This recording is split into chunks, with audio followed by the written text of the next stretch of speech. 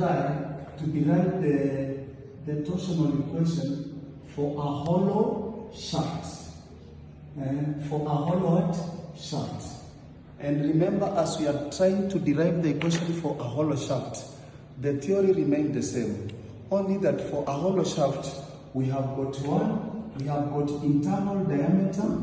Internal diameter is always denoted as D, and the external diameter is always denoted as D. And the J polar moment for the hollow shaft is what? Is pi all over 32 into what? Into d power 4 minus d power 4. Yes. And as we had explained earlier, we shall have all our theoretical analysis here, where T is our top, then we have D as our external diameter. Of course, we will have now a small d here, maybe for internal diameter. We'll have our small d here for the internal diameter. Then that is radius for the outer. Length remains the same, shear strain, angle of twist, everything remains the same. And as we said earlier, our distance S here between M and M1 is simply what? Is simply r theta.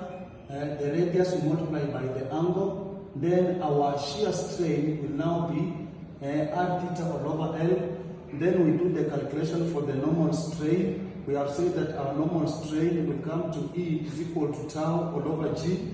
Then we come and equate and develop this equation number 3 up to here.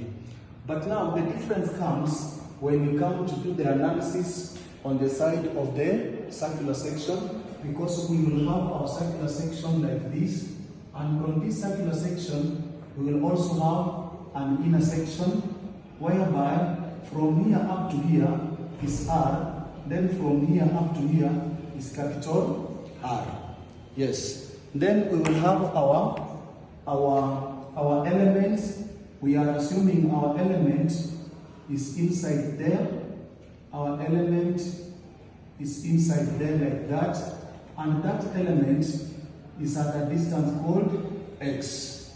So that this one, as somebody has said, is dx. I think when we use dx, it is more easier. Is it more easy? Yes. Yeah, so this is our element.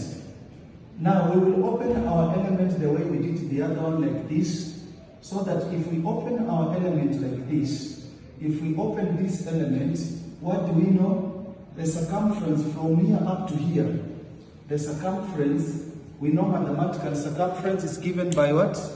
Circumference is pi d, which is equivalent to 2 pi r. 2 pi r.